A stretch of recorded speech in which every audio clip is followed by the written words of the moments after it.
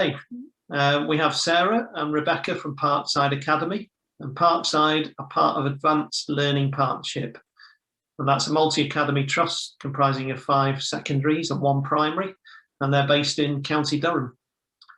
A little bit about the speakers. Sarah, she brings experience from being a head of modern foreign languages and head of year, and in the last academic year, Sarah was appointed as assistant head teacher, overseeing communication across the 6 schools.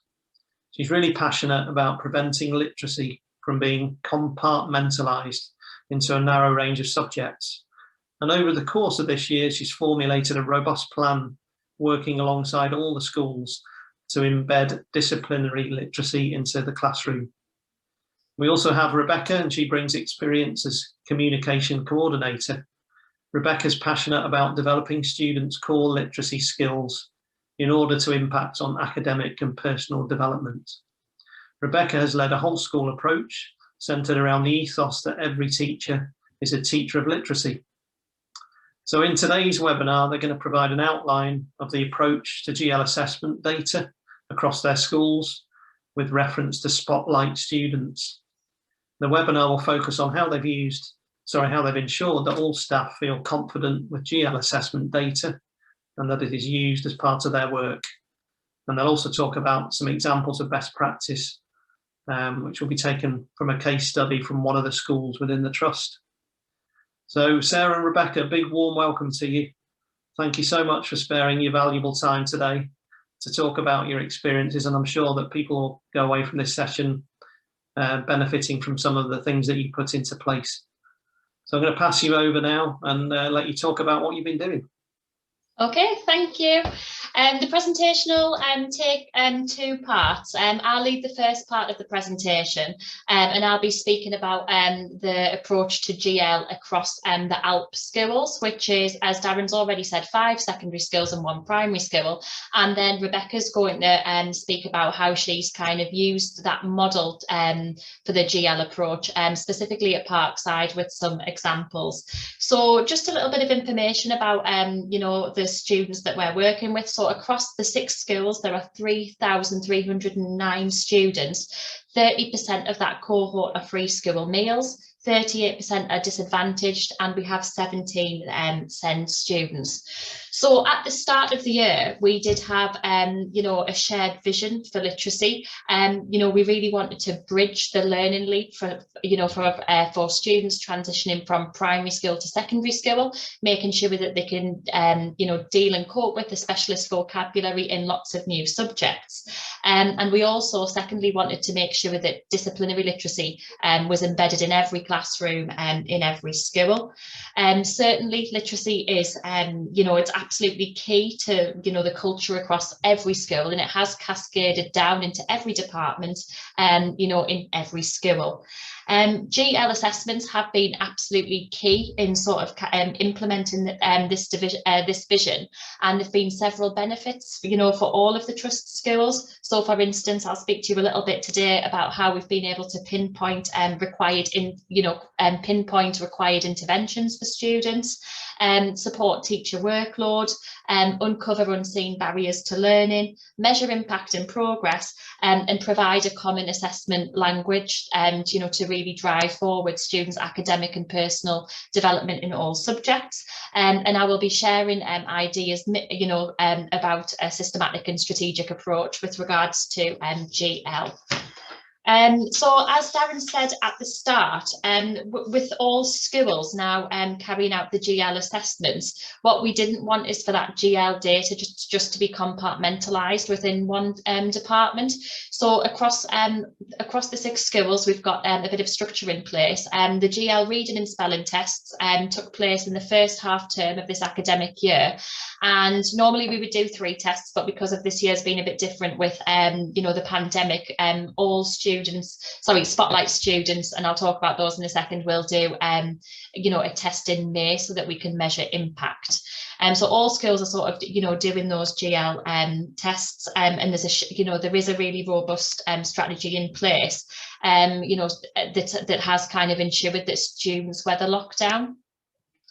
So the first thing that we've really looked at across all ALP schools is making sure that the GL data is accessible, and I think that was one of the main reasons why it maybe wasn't being used within every classroom. So all teachers have on their class lists, this data that you can see on the screen. So they will have the standardised aged score for the students, but then I think what's been particularly helpful for staff is to have the 5 bandings for reading, which just kind of delivers that information in a really palatable form. So I know there's quite a lot of information on there, but you can see towards the end that you've got a class there with average and above average readers, which will be really useful for teachers in their lesson planning. So for ALP-wide across the trust, we really wanted to make sure that staff knew what that data meant. So the intent really is that with the GL assessment data, we wanted a systematic and scaffolded approach, and through collaboration, we really wanted to achieve educational excellence. It's been absolutely crucial to keep the profile of literacy high, and the GL data has been absolutely vital to do that. So I'll talk to you a little bit, about how we've done that now. So each of the ALP schools has a literacy coordinator. So Rebecca is the literacy coordinator at Parkside, and she'll give you some, information about what's been going on at Parkside a little bit later. But this approach I'm going to go through now is just a guide that we've sort of given to school literacy links to ensure that absolutely everyone is using their expertise and using the GL data. So starting off with the data team, who work over at ALP, what we've asked them to do with the GL data is to correlate that with the CAT4 scores to identify groups of students who need additional support, and attach that information to class teachers lists, which you will have seen, to break down groups of students' strengths and weaknesses, to compare cohorts across schools, and to benchmark cohorts within the national picture. Then what we've asked, that we have a director of, and obviously the roles will differ between each schools, but at ALP we do have a director of education, and we do have somebody in charge of data, and then working with myself, the literacy coordinator, we've kind of put together an evaluative process to look at the impact over time. So what we've asked all literacy coordinators in each school to do at the end of this year is just to do some case studies to show the impact of the work around GL assessment. We've also got an ALP journal, so and that was issued in term 2, and the focus of the ALP journal has been really key with regards to the GL assessment data. So each literacy link from each school has written an article, and the focus of the article has been communication, and some of the articles written have included work undertaken around closing the vocabulary gap, embedding disciplinary literacy, celebrating reading and making reading a whole school issue, building cultural capital through reading, and transforming students' life chances through reading. And really at the root of all of that is the data that's come from the GL assessment. But that ALP journal has been really key in sort of raising the profile of literacy, because that's every teacher in every school gets a copy of that. So for instance, one of our schools wrote about embedding disciplinary literacy and using the strategies in the GL reports in the ALP journal for geography and history. That can then be shared amongst other teachers in the schools, and it's great to promote best practice and knowledge sharing.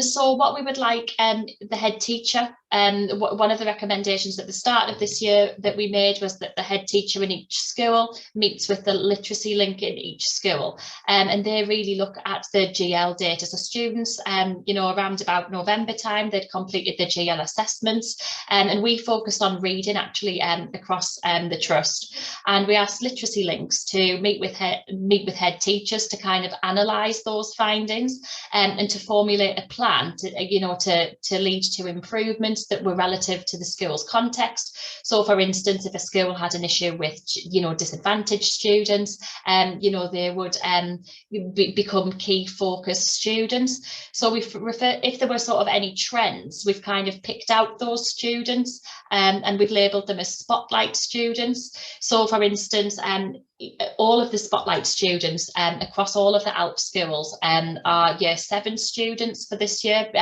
in line with with recent research that transition students should be key focus students, and in line with the EEF report as well. So typically the spotlight students are students who struggle with the reading, and they are identified to all class teachers on class charts or on their seating plans. And the idea behind it is that teachers are really mindful that these students may be reluctant readers or that they have certain barriers, and they put in place the bespoke strategies to accelerate their progress. We do also have, so the literacy leads from each school, we do have network meetings that they take part in as well, and that's kind of an idea to share best practice. So just to give you an idea about what the network meetings are like, next year, the focus of every network meeting will be, will come from the GL data. We'll be focusing on the students with the 20% of students with the lowest standardised age scores identified through the GL data, and looking specifically at how we can engage them with reading, as they need to be a key focus group.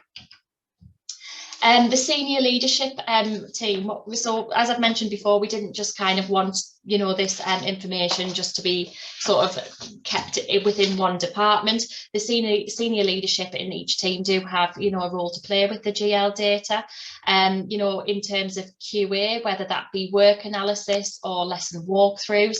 We'd be asking the senior leadership team in each school to keep a firm eye on the progress of spotlight students, making sure that they are improving, and making sure that any sort of quality assurance measures such as health checks, things like that, really take into account the spotlight students so that work isn't lost.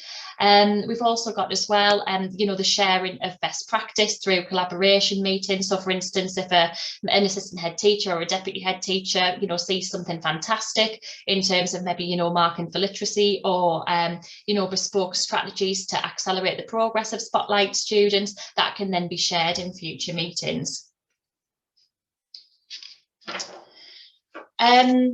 So then the literacy link in each school, what we've asked the literacy link to do is to sort of prioritise actions that suit each school. So for instance, when Rebecca talks about how we've used the GL data at Parkside, Rebecca will outline some of those actions. But something that the literacy links across all schools have done is that they've developed they've led substantial CPD for staff, including what is a standardised age score, because some staff weren't aware of that. What does it mean, for instance, if a student falls into Stay 9-9, and how might the GL data be used with the spotlight students? What sort of strategies could be used, and sort of going through the individual student reports that come alongside the data that's provided.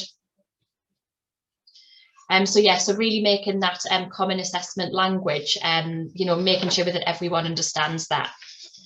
The literacy lead, obviously, upon getting the GL data, the focus across all of our schools has been reading and disciplinary literacy. But upon getting the GL data and identifying the spotlight students and those students who, do need more support, the role of the literacy lead in each school has really been to kind of make sure that we gain momentum with the spotlight students, and any sort of CPD that we get refers to the spotlight students, and bespoke strategies are given to support those spotlight students, whether it be in a middle leaders meeting or in a whole staff briefing or in CPD after school.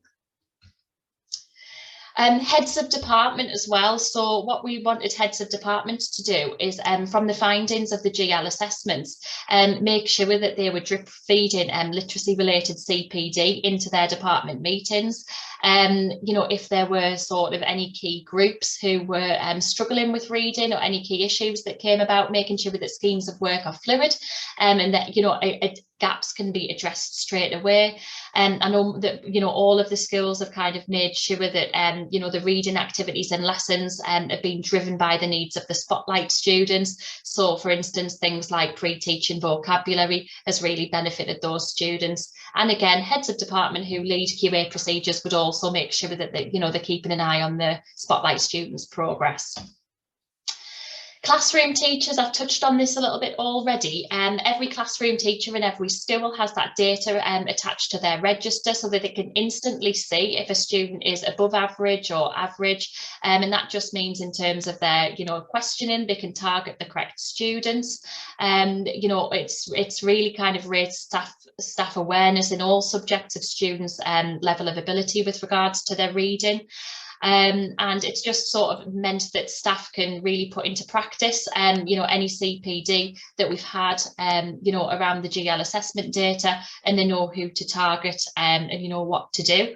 And we have also asked, you know, staff where possible, you know, regardless of the subject, to try, you know, to deliver the content through a reading lens, so that also, you know, all students are getting, you know, that access to key reading material, and that, you know, the strategies that we've shared in CPD can be utilised in lessons. Not all schools have a challenge lead, but you know, I'm sure some schools call it a gifted and talented coordinator. But one thing that we were very mindful of is that we weren't just sort of catering for our reluctant readers or our struggling readers. We wanted to make sure that, you know, those students who fall into Stay 9-8 and Stay 9-9, our top readers, are still stretched.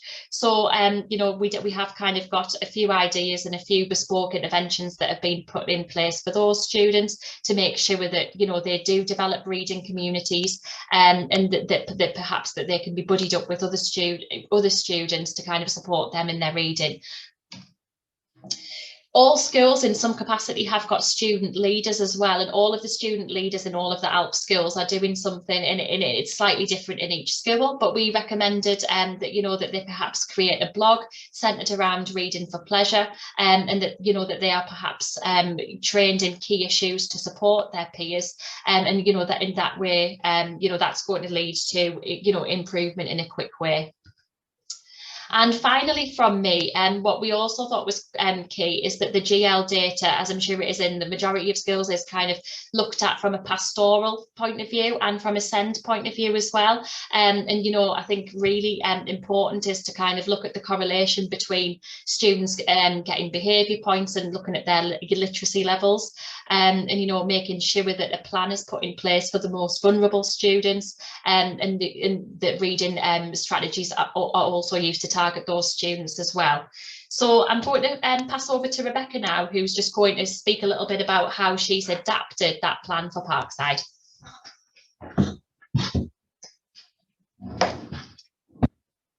Hi, so as Sarah said, I'm going to speak about how at Parkside we've looked at this plan and developed it for our own school, dependent upon the issues that we really have. So in terms of Parkside Academy and the cohort and the types of students that we have here, we've got 925 students, a pretty even split of male and female, 30% of students being free school meal students, 42% pupil premium, and 14% being students within SEN status, and our average scaled score in reading and maths is 102.5, which is just a smallest amount below national average. So, you know, they're the types of students that we would have in general in terms of a cohort. As Sarah said, you know, my job as literacy lead was to take that out focus and then think about the data in terms of the school context, but also taking into account our ethos, taking into account the whole school priorities as well, if we were going to have, you know, literacy as being such an important area within the school. We knew that as part of our school ethos, we think about all students and the provision that we are providing across the board to all students. And that was really important with communication, with us knowing that particularly the impact of reading and the impact that reading does have on students, you know, both in terms of academics, because we know that there's that link between reading for pleasure and attainment. Even if we take the National Literacy Trust data, when we think about that in terms of life expectancy, the research that's been done on reading for pleasure in terms of the well-being of students and their personal development, we knew that we wanted reading to be, you know, so important with our students and, you know, with the whole ethos of the school. And GL data really helped us, you know, back that up. Having, you know, the data for every single student really helps us to, you know, focus on, yes, we know that reading's important, but having a bit of a focus of how we're going to use that data and in what manner. So we really decided that there would be those key focus areas. So using GL data to inform CPD, develop staff awareness of the data, sharing best practice, the development of disciplinary literacy, and GL data to inform enrichment strategies as well. So, you know, not just focusing on the academic, but also focusing on reading and literacy beyond that. As mentioned, collaboration, you know, was absolutely key in terms of the approach that we were taking this year. We need for this approach to be on all staff members, and communication raised as, you know, this whole school strategy, that we don't have this idea that I think has perhaps been in the past of the idea that literacy and reading is the job of the English teachers, but really focusing on every teacher within their area is a teacher of reading and a teacher of literacy, which made the GL data even more important and to be accessible to all staff. We wanted every staff member to be involved, and the way in which we kind of approach that is by every department and every year group having what we call a literacy link. So an expert within their either subject or year group that could help us focus on how we could develop the literacy, you know, within each of those areas, and thinking about specifically that idea of disciplinary literacy. So the idea that, you know, reading is really important within geography, but in a different way that would be important to within maths, and, you know, really pushing that GL data can be used within that specific subject, and having those experts that would be able to help drive that within their subject or within their area as well. We want to have a shared message across the school about the impact on student, you know, development in terms of the reading and GL data, so both that academic and the personal impact that we've spoken about before, and that was really important. And then of course collaborating and sharing all of that, so making sure that we had that provision where we could have you know, our different literacy links, sharing the best practice across the school. So our literacy links, like I said, are responsible for their department in terms of literacy and communication, but we're also responsible for auditing their department.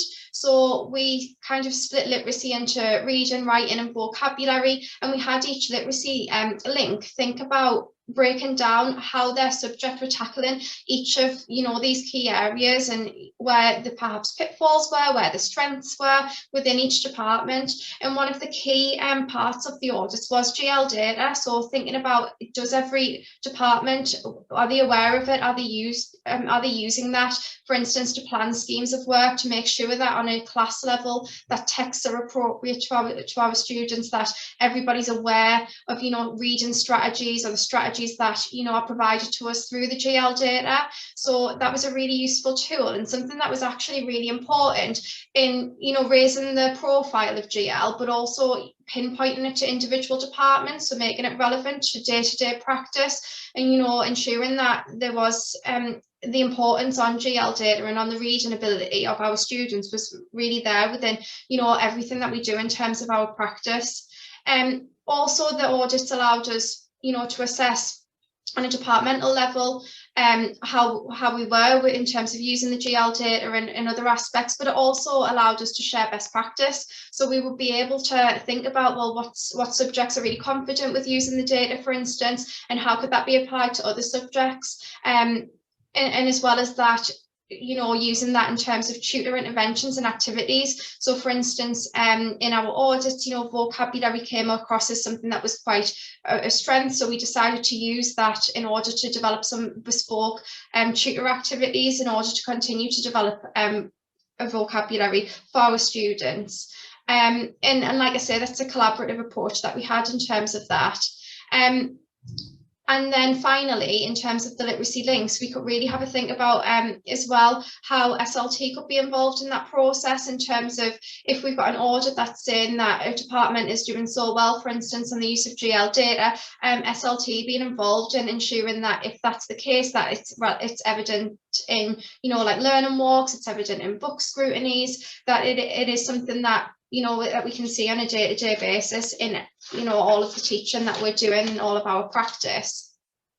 As part of our like whole school focus, we also developed CPD. Our communication CPD was based upon the GL data and really thinking about our trends. Now, we knew that we wanted to focus on reading as a school for the majority of this year, but from GL data we were able to pinpoint particular areas that we wanted to look at, particular strategies that would be useful to sharing with staff, you know, in terms of an individual level. So about certain students, it could be, you know, a trend that was coming up, a suggested strategy that was coming up with all students that we wanted to trial, and so that formed the basis of our CPD this year.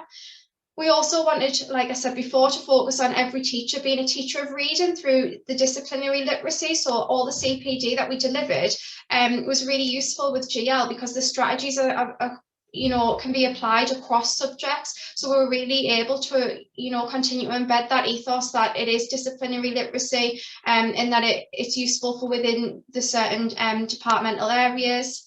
We were able to have literacy links also leading on CPD, which was, you know, really useful, because that meant that there were other, you know, teachers sharing their best practice in terms of reading and vocabulary from across a range of subjects. So we had a science teacher leading about like word etymology. We had as well like an English teacher leading about, you know, reading for pleasure.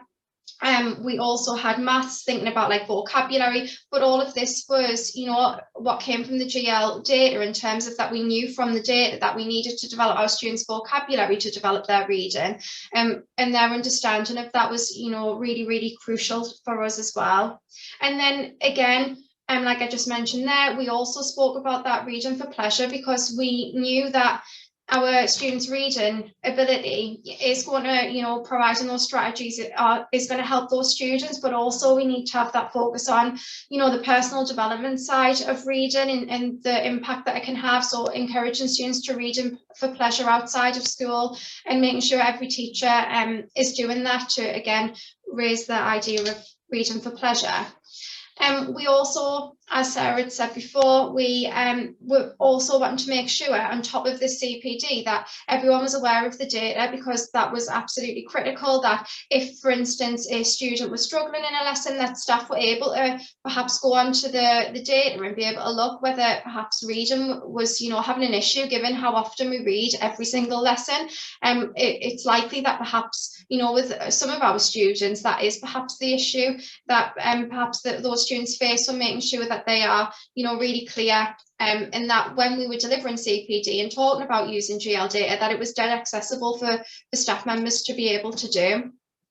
In terms of the awareness of data, it's relevant on a classroom level, but it was also embedded, you know, throughout the school. So in terms of SLT, we were able to integrate GL data into the QA practices, as I mentioned before, in terms of learning walks, work analysis, ensuring that the GL data is used and can be evident in terms of the QA practices. In terms of head of department, any CPD was integrated into departmental meetings, the audits were being used, there was the integration of data again into the QA practices, and then also the idea that really pushing to use data to inform schemes of work and text choices, both on individual levels, but also on like year group levels as well. Literacy links were again developing the use of disciplinary literacy. The classroom teachers have that clear access of data, like I mentioned, to enable differentiation. The SEND team were therefore able to use the GL data for intervention selection to inform the SEND plans of those students, and the challenge lead was able to use that data to inform Stay 99 provision. So across the school, the data, just through the awareness of the data, can be used in so many different ways. As Sarah had also mentioned, Spotlight students is something that we had a huge push on this year. All of our Spotlight students are Year 7 free school meal boys. As you know from the data, we realised that actually they were underperforming a little bit comparatively to actually those students who were in their classes. So we selected one student from every Year 7 class who was, through the GL data, performing slightly not as well as the other students in the class, so that's why those were selected. And also some additional SEN students who, again, we also felt that the GL data showed that they needed some intervention. We were able to obviously analyse the data to select those students, but then analyse them further through the individual reports, and this was shared in a staff briefing, so every single staff member was aware of who the students were, where they could find the individual reports, and some of the key strategies that we felt would be applicable across subjects and could be applied quite easily. SLT is able to, monitor that through QA practices, and as well as that, the multiple levels in terms of the learning walks, ensuring that there's a clear collaborative message, work analysis. Our heads of department would also be able to, look at that CPD that's either being delivered in middle leader meetings or, in CPD or briefings, and ensure that that is, embedded into departmental CPDs to, again, raise the profile of those students and the strategies that we were introducing.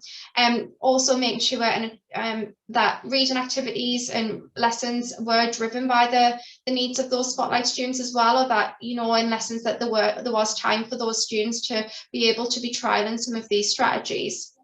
In terms of SEND and Pastoral, we were able to select some, key interventions for these Spotlight students, select key reading strategies, and we were able to place all the information on the support plans for these students as well, to again embed, the practice that we've been discussing. And then finally, as a classroom teacher, we knew that we wanted classroom teachers to be focusing on these students in terms of questioning, to ensure that, the strategies that we talked about were being put into place, to provide CPD for teachers of these students to ensure that they were aware of how to use the data, where the reports were, and how to use that best effectively.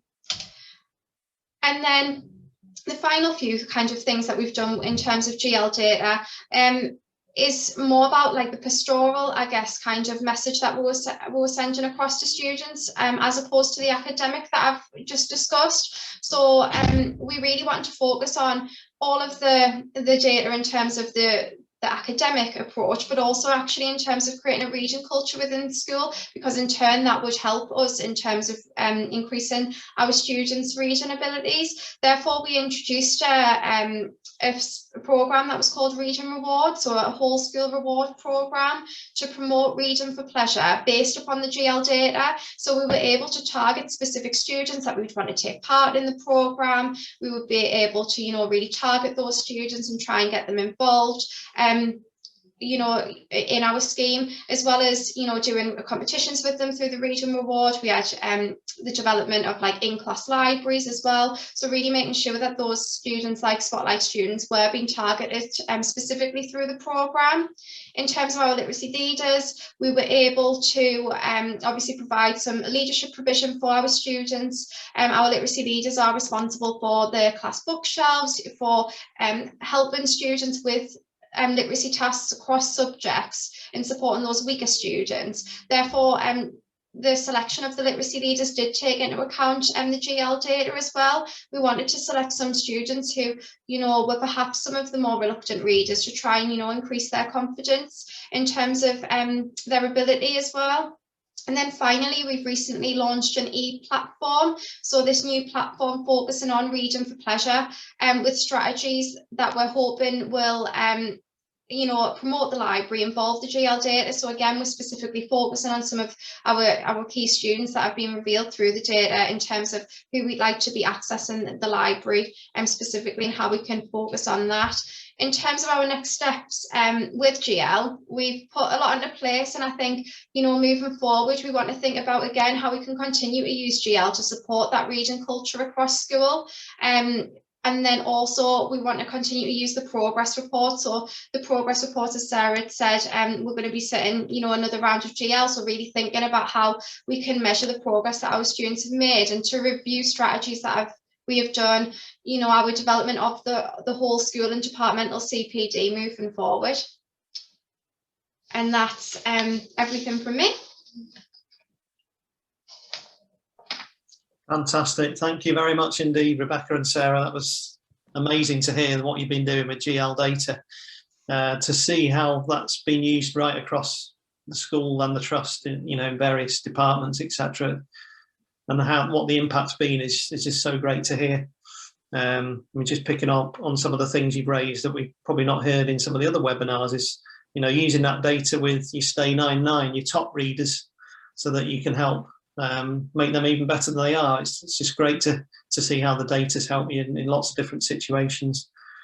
And obviously talking about the sharing of the best practices being used in a lot of those slides. So that collective approach is just really great to hear. So thank you for sharing that. I'm sure there's customers of ours who use GL and they're looking for ideas of ways of using the data a bit wider in their organisations. I'm sure that's going to help them tremendously. So thank you.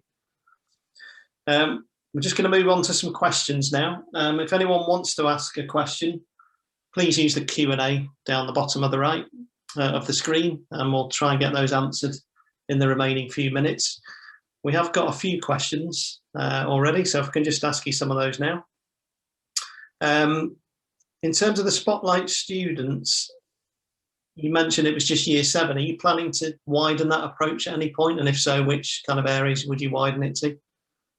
Yeah, I mean, so the ALP Trust, it's made up of 5 secondary schools and 1 primary school. And one thing that we've started this year is our primary school, Parkside, have just bought into the GL data. So they've actually they've identified Spotlight students in year 6 who will then come to us at Parkside, which is going to be absolutely fantastic, fantastic next year. And yeah, the plan is to sort of carry through the year 7 Spotlight students into next year, so they remain a focus. But we do sort of want to identify a new group of Spotlight students with the new year 7s as well. And to continue, we do hope to continue to expand that programme. Yeah. So it's mainly the transition that you'd focus on.